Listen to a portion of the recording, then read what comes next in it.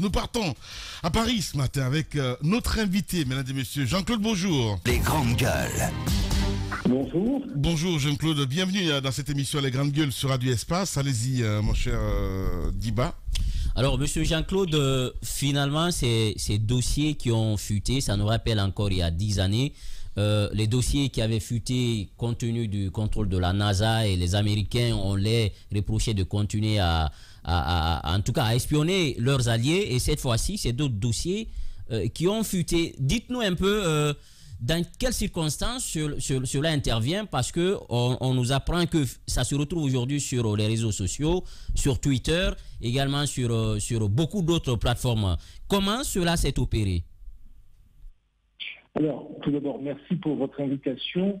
Je vais peut-être dire une chose préalable, c'est que vous savez, les États ont des intérêts, et que même s'il est d'usage que les Occidentaux ne s'espionnent pas entre eux, il est assez courant que l'on essaie de savoir ce qui se passe chez les voisins. Et comment ne le ferait-on pas? Parce qu'il s'agit très souvent pour un pays et d'assurer la défense de ses intérêts, de prévenir un certain nombre de conflits, etc. Donc la France a ses services de renseignement, tout comme les États-Unis aussi. Alors concrètement, ce qui s'est passé dans le cas présent, c'est que des documents classés confidentiels défense se retrouvent sur les réseaux sociaux, et ça pose deux problèmes. Alors ils se retrouvent sur quels réseaux sociaux?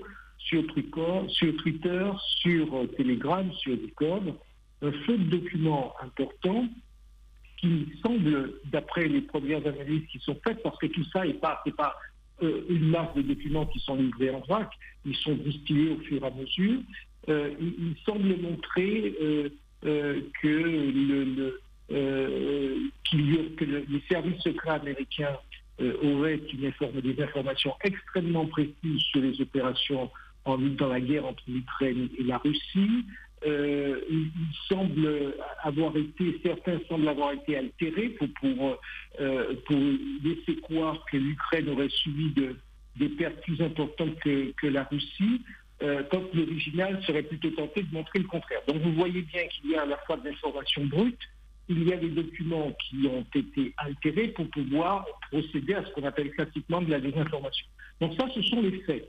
J'ajoute que les documents concernent le conflit Irak-Iran, mais ils concernent aussi la relation avec Israël, ils concernent la Corée du Sud, qui sont des alliés, ainsi que l'Israël, des alliés américains. Donc ça, ce sont vraiment les faits. Alors, il y a deux dangers à cette histoire. Tout d'abord, si les documents se retrouvent là, c'est que quelqu'un les a fait sortir. Ce qui veut dire qu'au département d'État, il y a probablement des gens qui sont mal intentionnés en tout état de cause, qui ne sont pas suffisamment intéressés par les intérêts des États-Unis. Donc ça pose problème, parce que si au ministère américain de la Défense, il y a des gens qui sont, et je dis bien, il faut parler encore avec réserve, il y a des gens qui ont des intérêts contraires, ça veut dire qu'il faut qu'on les identifie assez rapidement. Donc ça, c'est la première préoccupation. La deuxième préoccupation, cela veut aussi dire que d'autres informations peuvent circuler dans la nature, des informations plus sensibles, et qui concernent non seulement les intérêts des États-Unis, mais ne nous y trompons pas, les intérêts occidentaux, ou encore, puisque nous sommes sur le continent africain de par notre chaîne, sur le continent africain. On parle de sécurité, on parle de terrorisme, on parle de souveraineté. Donc ce sont pour moi les deux enjeux. C'est un, qui espionne les Américains, oui. Et deuxièmement, quels sont les risques pour nous.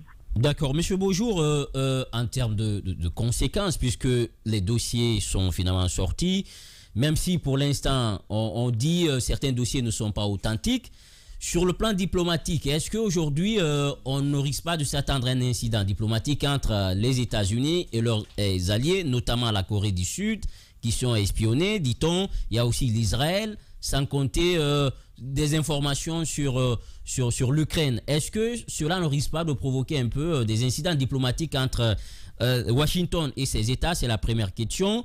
Du point de vue toujours conséquence, il y a aussi les sources des renseignements américains. Est-ce que leur vie ne risque pas d'être mise en danger?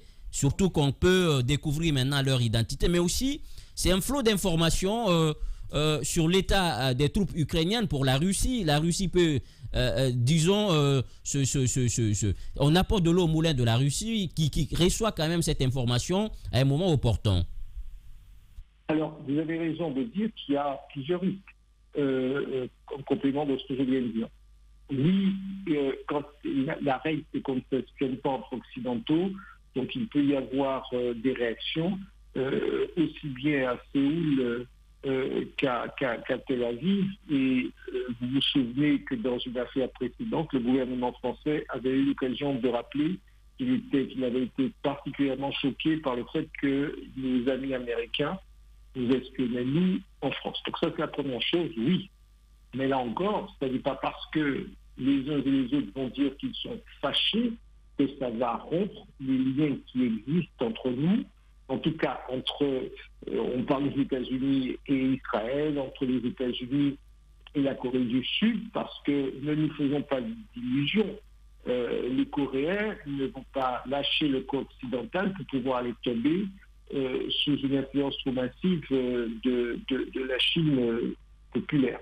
Donc, ça va être une grosse bouderie, des agacements, des remises à jour, des remises en ordre, des rappels à l'ordre, mais ça ne va pas redistribuer la carte des relations, des alliances qui existent.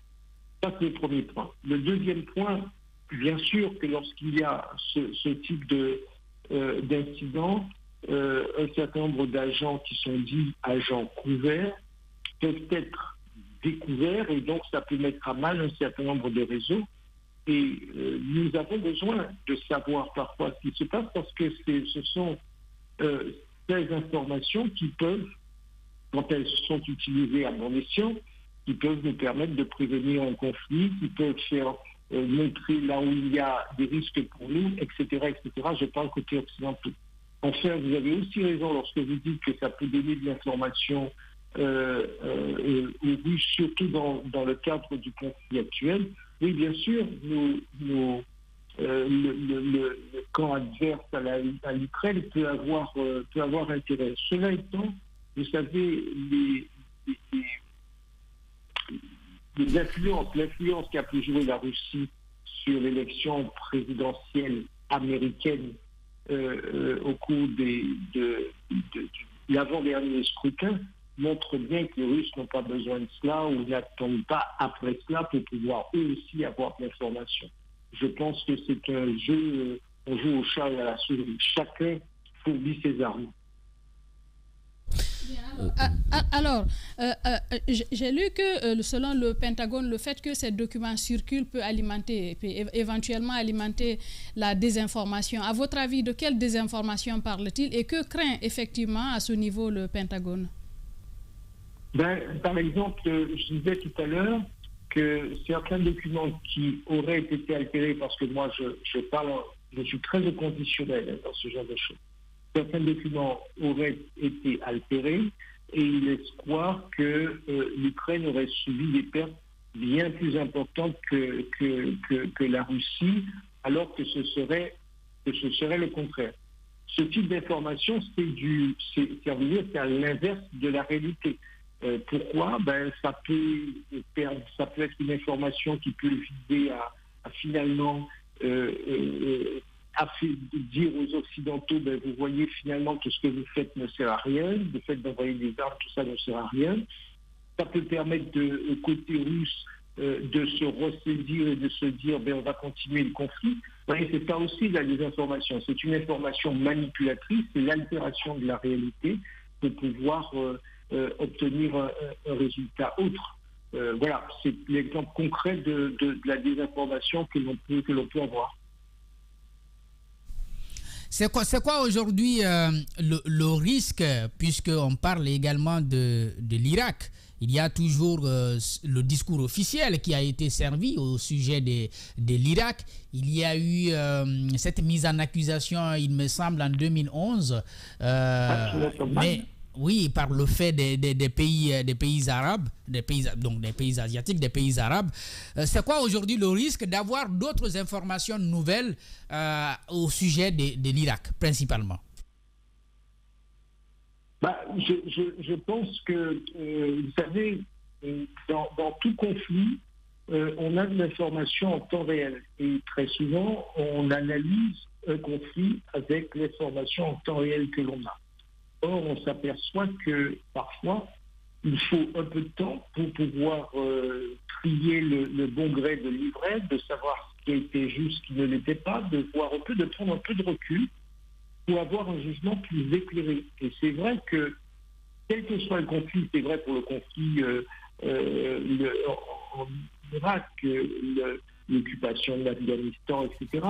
Dans cette région du monde, avec le temps, on apprendra un certain nombre d'informations, les langues vont se délier, et peut-être qu'on se rendra compte qu'il eût été préférable de prendre telle ou telle décision plutôt que telle autre.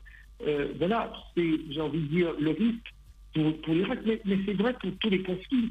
C'est avec le temps que l'on apprend, que l'on arrive à connaître le fond et les détails qui permettent parfois de se dire que telle ou telle décision était bonne ou mauvaise. Voilà, et je pense que c'est ce à quoi nous sommes tous confrontés. D'accord. Peut-être dernière question. Nous apprenons que le ministère de la Justice américaine a ouvert une enquête pénale, tandis que le ministère de la Défense évalue les conséquences éventuelles pour la sécurité nationale. Quelles pourraient être les conséquences, s'il y en a évidemment, pour les États-Unis?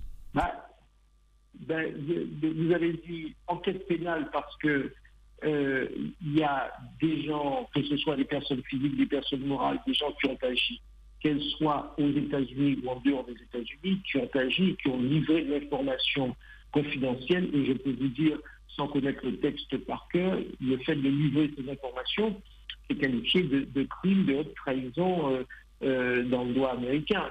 Donc, il est évident qu'il faut qu'il y ait une ouverture d'une procédure, en tout cas d'une enquête judiciaire, qui va permettre d'identifier les auteurs de ce délit, de ce crime. Ça, c'est la première chose. Et puis, à côté, il y a l'enquête du Pentagone.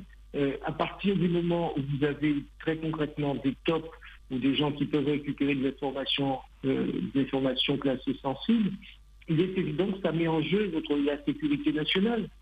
Donc, oui, le Pentagone a raison de s'en inquiéter pour pouvoir, parce qu'aujourd'hui, ce sont des informations qui concernent la guerre entre l'Ukraine et la Russie, qui concernent Israël, mais imaginez que demain, ce soit d'autres informations qui soient encore plus intimes dans le processus de défense américain.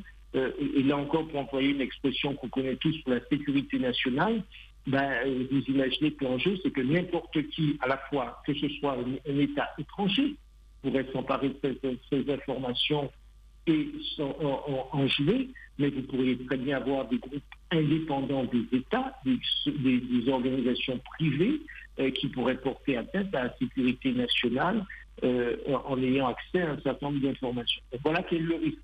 Aussi bien que ce soit des États ou que ce soit des groupes privés, quels qu'ils soient, terroristes ou autres.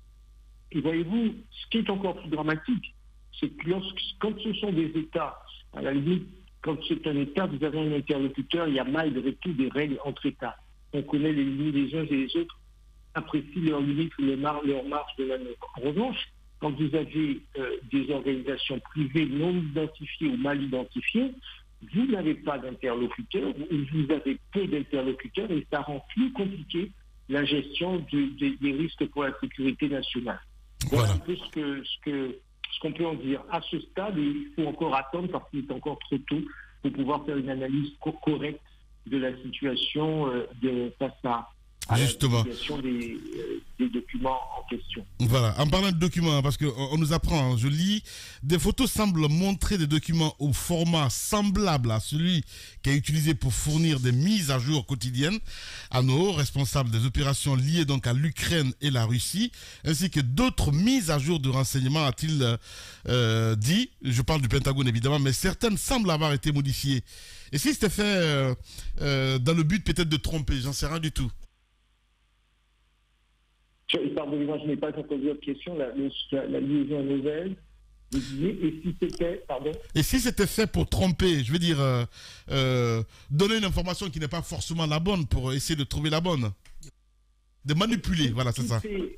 je veux dire, dans ce type de situation, tout est possible et tout est imaginable. C'est la raison pour laquelle je pense qu'il est encore trop tôt. Je pense que les documents vont être examinés. Les autres, en tout cas ceux qui sont chargés de l'enquête, sauront si ce sont des faux, si ce sont de vrais faux, si ce sont des complètement faux ou si ce sont des faux de circonstances. Eh bien, c'est pour cette raison qu'il faut attendre encore parce qu'il est trop tôt. En revanche, une chose est certaine, c'est que l'objet principal maintenant, c'est d'identifier la source, ceux et celles qui ont divulgué les documents. C'est pour moi l'urgence absolue. Voilà. Identifier ceux et celles qui ont divulgué ces documents. Après, il sera toujours le temps de voir, mais c'est le point principal, parce que ça veut dire que s'ils ont divulgué ces documents-là, ils pourraient en divulguer d'autres avec les risques que j'ai indiqués tout à l'heure dans mon propos. Merci beaucoup en tout cas Jean-Claude d'avoir accepté notre invitation ce matin, je rappelle. Merci à vous. Merci à vous et bonne journée à tous vos auditeurs sur le continent africain. Merci beaucoup, voilà. On vous retrouve notamment aussi sur des chaînes comme CNews, entre autres. Merci à vous tous. L'émission continue dans un instant. Chaque matin dès 9h sur Radio Espace Guinée et sur nos radios partenaires, écoutez un show radio-télé unique en Guinée, les GG. Pendant 2 heures, l'équipe des GG de Radio Espace Guinée s'applique à partager l'actualité au plus près du quotidien des Guinéens. Un rendez-vous exceptionnel mêlant infos en direct, débats autour de l'actualité, réactions et interventions d'experts. En simultané sur Espace TV. Radio Espace, Espace TV, les GG, le mur du jour. Vous adorez ce moment évidemment, le mur du jour. C'est pas possible. Avec vous, ma grande Aïssata Sané, mur du jour sponsorisé ce matin par Tamba. Bon, non, pas vraiment. Ok. Alors, c'est qui le sponsor aujourd'hui? Diba? Non, c'est notre invité. Ok. C'est notre invité, il a eu... notre invité. Oui, il a pris 7 murs. Mais je pense que j'ai influencé un petit peu. Parce que je l'ai dit que s'il ne faisait pas attention, il allait prendre le mur. Alors il a pris 7 murs. Voilà, merci beaucoup Sané. Merci, voilà mon cher Tamba, ça me fait bizarre quand même que tu puisses pas dire un mot sur la géopolitique et tout ça, c'est bizarre. Bon. Non, en fait tout c'est Amérique quoi, c'est bon. Non, enfin c'est une actualité telle qu'elle est. Mais je te donnerai la raison demain. Quand il s'agit de Russie, Tamba ne parle pas. C'est ça. Là, il ne s'agit pas de la France. Voilà, c'est la Russie, ça. Quand ça concerne la Russie, il faut bien parler. Ah bon?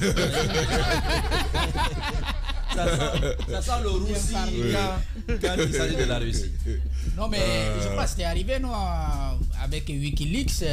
Oui, après, on a découvert beaucoup de choses, même concernant la Guinée. Edward Snowden, c'est arrivé, mais après moi je continue de croire qu'il n'y a rien de fortuit dans ça. Évidemment. Voilà, mais c'est fait exprès. D'où est-ce que ça provient? Voici une question qui... Ouais. On n'est pas dans les années Snowden où le mec, il reconnaissait tout de suite. Il le fait, il le brandit. On était à un moment donné avec les histoires de drones qu'on abattait de gauche à droite. C'est assez complexe, sincèrement.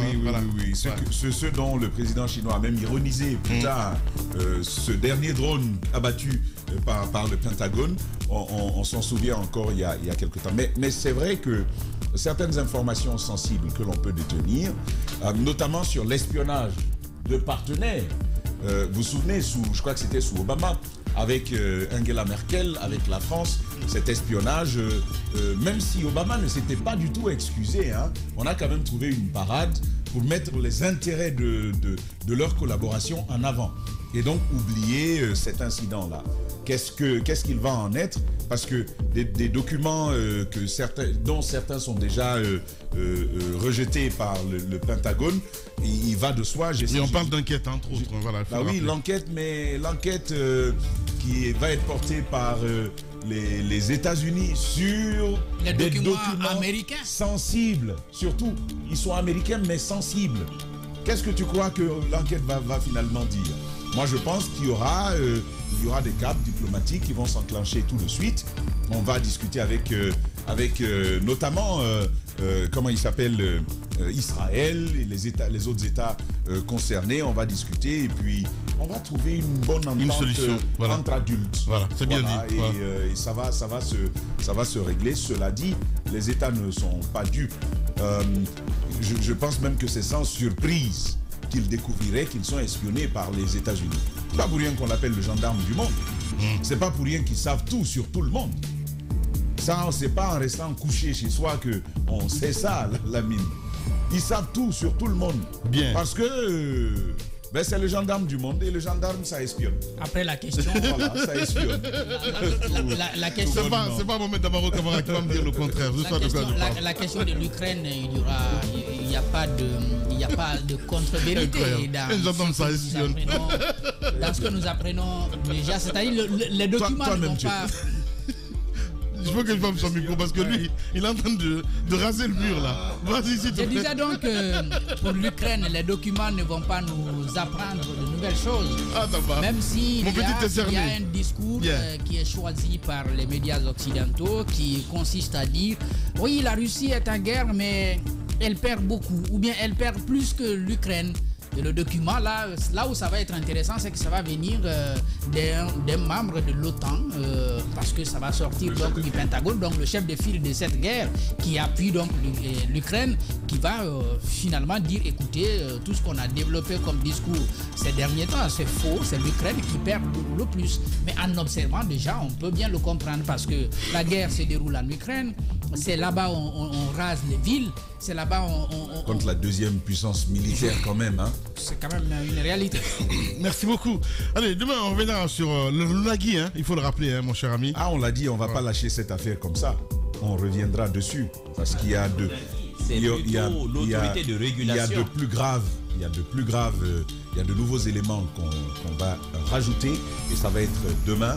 Il faut nécessairement que le président réexamine cette décision-là. Si le monsieur est blanchi, il peut revenir. Mais s'il est établi qu'il a des responsabilités dans ce qui est arrivé, la mine, il faut prendre la mesure qui convient, il faut prendre ses responsabilités. Merci beaucoup, mon cher Tamba. Allez, Mohamed, peut-être d'autres dossiers à évoquer demain. Oui, SMD, qu'est-ce qui se passe justement? Parce qu'apparemment... SMD, oui. D. Comme Daniel. Oui, Dingirai. Dingirai, comme parce qu'il y a Dingirai. SMB, il y a SMB aussi. D, voilà, c'est bien ça. Dingirai, c'est là qu'il est à Norgol, justement, donc les Russes. Il y a quelque chose qui est en train de s'y passer d'assez triste. Nous sommes en train de creuser et probablement que demain on en parlera, mais figurez-vous que la production d'or a nettement chuté. La Guinée perd énormément d'argent de ce côté aujourd'hui. Et on n'en parle pas. Ce sont des postes, des emplois qui sont menacés. Et tout ça, c'est lié à quoi? À la guerre en Ukraine. Malheureusement, les mesures de sanctions contre la Russie aussi donc touche les intérêts russes partout dans le monde, y compris en Guinée. C'est un problème. De l'autre côté, il y a énormément de dossiers d'interrogation au niveau du ministère de la Santé. De manière absolument illégale, il y a des passations de marché au ministère de la Santé. Oui, c'est pas je le dis. Lorsque la loi dit c'est elle qui doit passer le marché et c'est un autre qui passe le marché, c'est pas normal. Ça, c'est un. Deuxièmement, figurez-vous, après des discussions au plus haut niveau interministériel jusqu'à la primature sous M. Alpha Condé, un contrat de fourniture de médicaments avait été résilié. Patatras, on tombe aujourd'hui sur un Mohamed, ça sera dans demain. lequel voilà. On rend le même contrat aux acteurs. Et qu'est-ce qui se passe dans les centres de santé? Mais demain, tu vas. Non. Il est bon qu'on s'interroge. Qu'est-ce qui se passe autour des médicaments? On apprend qu'on va en rupture sur les ARV. On va en rupture sur les médicaments antituberculeux. Qu'est-ce qui est en train de se passer aujourd'hui? Notre ministre, dans les jours à venir. Voilà, notre ministre Apouchou va nous donner des explications là-dessus. Carrément. En fait, la mine, tout cela, vous allez le voir, nos auditeurs, nos auditrices vont le voir. Ça nourrit notre interrogation. L'interrogation selon laquelle le système Alpha Condé est-il en train de se reconstituer? Bien. Merci à vous tous. Merci, mesdames et messieurs. On a terminé ce matin. Demain, notre invité, c'est Abdoulaye Bari, fondateur donc de Waimo Africa, un champion national qui veut révolutionner donc la finance et casser donc le monopole du transfert d'argent en Guinée. Demain, il sera avec nous, mesdames et messieurs. Merci à Amadou Sow qui a réalisé cette émission ici à la radio. Grand merci à l'homme de nuit, Alassane Diallo du côté de la télé, à Poutine, entre autres. Merci à Mafata Sano, évidemment. Merci à vous tous, mesdames et messieurs. À 13h, Kanoma Djouya vous attend là avec toute son équipe. Ça s'appelle Les Informés. Mais sinon, qu'est dire, demain, on se retrouve pour le même plaisir. Prenez soin de vous. Au revoir.